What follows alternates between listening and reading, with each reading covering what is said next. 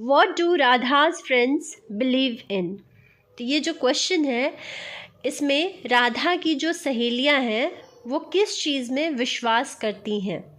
ये क्वेश्चन जो है ये लिया गया है थिनर दैन अ क्रेसेंट से, जो एक पोम है और इसके पोइट कौन है तो विद्यापति जी हैं।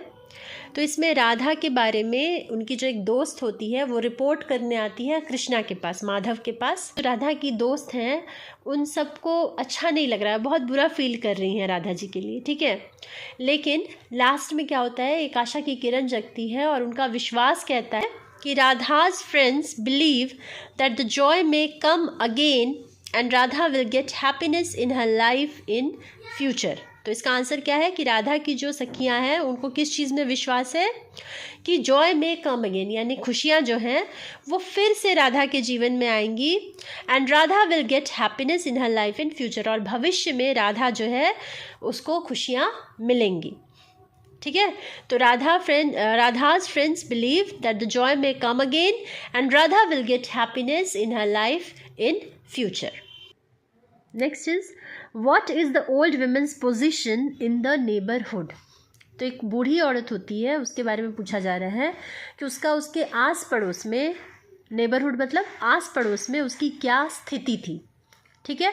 तो ये जो ओल्ड वुमेन है ये किस चैप्टर से आई है, तो ये है once upon a time by Toni Morrison. तो आंसर है the old woman is highly respected in the neighbourhood, she is regarded as a rural prophet among her people. यहाँ पे बताया जा रहा है कि जो ओल्ड वुमेन थी उनकी पोजीशन कैसी थी, तो बहुत अच्छी थी। ऐसा माना जाता था कि उनके पास दिव्य दृष्टि है, वो हाईली रिस्पेक्टेड थी, बहुत ज़्यादा इज्जत थी उनकी, और दूर दूर से लोग आते थे उनके पास और उनको समझते थे रूरल प्रॉफिट, ठीक है, गांव का मसीहा जो होता है वो उनको माना जाता था। Next is what does bird and women signify to the speaker. ये बहुत ही इंपॉर्टेंट क्वेश्चन है। इसमें क्वेश्चन पूछा जा रहा है कि बर्ड और विमेन जो है इसको स्पीकर ने क्या कह के संबोधित किया है, मतलब क्या बताया है, ये किस चीज़ का प्रतीक है। तो ये भी जो है क्वेश्चन, ये भी हमारे chapter once upon a time से लिया गया है, जिसकी राइटर कौन है, टोनी मॉरिसन, ठीक है। तो देखिए इसका आंसर क्या है, in terms of Tony Morrison the bird represents language and the woman is a practiced writer। तो टोनी मॉरिसन जी के द्वारा, जो राइटर है हमारी, उनके द्वारा क्या बताया जा रहा है कि जो बर्ड है, जो चिड़िया है, वो किस चीज़ को रिप्रेजेंट कर रही है, तो चिड़िया जो है वो लैंग्वेज को रिप्रेजेंट कर रही है, भाषा को रिप्रेजेंट कर रही है। And the women is a practised writer, और जो ओल्ड वुमेन है जिसको कि रूरल प्रॉफिट माना गया है उस चैप्टर में, वो एक प्रैक्टिस्ड राइटर है, यानी एक ऐसी लेखिका जिसने काफ़ी कुछ प्रैक्टिस किया हो, ठीक है। तो वो एक प्रैक्टिस राइटर है विमेन, और बर्ड क्या है, तो बर्ड एक लैंग्वेज की तरह सामने आया है इस चैप्टर में। What does the poet wish for after death, यानी जो पोएट हैं, जो कवि हैं, वो मरने के बाद कैसी इच्छा रखते हैं, उनकी क्या इच्छा है कि उनके मरने के बाद क्या होना चाहिए। तो ये जो हमारा क्वेश्चन है ये लिया गया है एक पोम से जिसका नाम है ओड ऑन सॉलिट्यूड, और जिसके पोएट हैं अलेक्जेंडर पोप। तो आपने पोम में पढ़ा था कि ये जो पोम है इसमें एक हैप्पी मैन के बारे में बताया गया है कि एक जो हैप्पी मैन है, एक खुश इंसान जो होता है वो कैसा होता है, तो वो इंसान बहुत ही ज़्यादा कंटेंट होता है, बहुत ही ज़्यादा संतुष्ट होता है, सेटिस्फाइड होता है। उसके पास अपने खुद के पिता की जो पैटर्नल लैंड जो है वो उससे ही संतुष्ट रहता है, उसके खेतों में जो अनाज उगता है उससे संतुष्ट रहता है, जो भेड़ बकरियां दूध देती है, कपड़े देती है, उसी से वो खुश रहता है, उसको और ज़्यादा कुछ लाइफ में नहीं चाहिए होता है। तो उसी तरीके से ये तो हो गई जीवन के पहले की बात, और जीवन के बाद में यानी मृत्यु के बाद में भी वो बोल रहे हैं कि उनको जो है मृत्यु के बाद कैसी इच्छा है उनकी, कि किस तरीके का होना चाहिए, क्या होना चाहिए। तो आंसर है the poet wishes for undisturbed death without mourning and without anyone knowing where they are buried। तो उनकी क्या इच्छा है कि जब मैं मर जाऊं तो क्या होना चाहिए, तो ही विशेस फॉर अनडिस्टर्ब्ड डेथ, कि मतलब जब मैं मरूं भी तो मुझे कोई डिस्टर्ब नहीं करे, मैं बिल्कुल शांति से मरूं। Without mourning and without anyone knowing where they are buried. तो मॉर्निंग का मतलब होता है विलाप, ठीक है, शोक। तो वो नहीं चाहते हैं कि उनके मरने के बाद कोई भी शोक हो, कोई भी रोना धोना हो, ठीक है। And without anyone knowing where he is buried, sorry यहाँ पे दे आर की जगह ही इज़ हो जाएगा, इसको करेक्ट कर लीजिएगा। तो and without knowing any one knowing, और वो नहीं चाहते कि ना तो कोई विलाप करे और ना ही किसी को ये पता चले कि वो कहाँ पे दफनाए गए हैं। बरिड मतलब दफनाना, ठीक है। तो उनको कहाँ पे दफनाया गया है ना तो ये किसी को पता चले और ना ही उनके मरने के बाद कोई शोक विलाप रोना धोना कोई भी किसी भी तरीके का हो। तो आंसर है the poet wishes for undisturbed death without mourning and without anyone knowing where he is buried, ठीक है। Next is why does the narrator ask Miss Green to save paper and aluminium cans. अब आ जाइए, ये जो हमारा question है ये लिया गया है मी एंड इकोलॉजी बिट से, जिसके राइटर हैं जॉन लेग्जो। क्वेश्चन है कि जो नैरेटर हैं हमारे, जो कहानी सुना रहे हैं, उन्होंने मिस ग्रीन को क्यों कहा था कि वो एल्यूमिनियम कैंस और पेपर्स जो है, न्यूज़पेपर्स जो है, उसको बचाएं, ठीक है। क्यों बोला था ऐसा? तो आंसर है the narrator asks Miss Green to save paper and aluminium cans so that they can be remade for their use in future। तो जो नैरेटर हैं, जो कहानी सुनाने वाले हैं, वो मिस ग्रीन को क्यों कहते हैं कि आप पेपर और एल्युमिनियम कैंस जो है उनको बचा के रखिए, इसलिए क्योंकि उनको फिर से भविष्य में उनका उपयोग करके कुछ और उससे बनाया जा सकता है। What is Pope's idea of a happy man in the poem Ode on Solitude?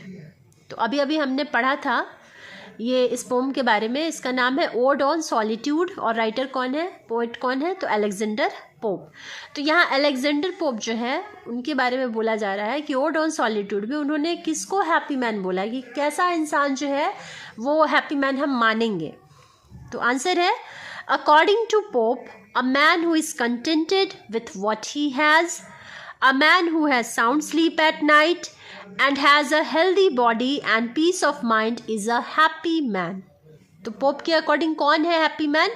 तो ऐसा इंसान जिसके पास जितना कुछ भी है उसी में जो संतुष्ट हो, खुश हो, वो होता है happy man. A man who has sound sleep at night, ऐसा इंसान जिसको रात को बहुत ही अच्छी नींद आती है, ठीक है। And has a healthy body, और जिसके पास एक स्वस्थ शरीर हो। And peace of mind is a happy man, और जिसके पास एक शांत दिमाग हो, मस्तिष्क हो, वो होता है एक खुश इंसान, ठीक है। तो पोप ने किसको बोला है खुश इंसान? So a man who is contented with what he has, a man who has sound sleep at night and has a healthy body and peace of mind is a happy man. How many brothers were Jesslers? What are the two qualities of Mr. Jessler's shoes? ये लिया गया है quality chapter से, जिसमें एक character था mister जेसलर, और वो अपने भाई के साथ एक छोटा सा शूज़ का दुकान खोल के बैठा था, जो कि जो दुकान था उसमें कोई चमक धमक, कोई तामझाम, कोई पॉम्प एंड शो नहीं था, ठीक है। जो कुछ भी था वो उसके शूज़ में था। दुकान में कोई उन्होंने दिखावा नहीं लगाया था, कुछ नहीं किया था, बस उनको अपने क्वालिटी पे विश्वास था कि जो वो दे रहे हैं वो सबसे ज़्यादा दमदार है। तो ये जो सेंटेंस है इसमें दो क्वेश्चंस हैं। पहला है कि हाउ मेनी ब्रदर्स वर जेसलर्स, यानी जो जेसलर था वो कितने भाई था। तो चलिए पहले का आंसर देख लेते हैं। Mister Gessler was a shoemaker and he was 2 brothers।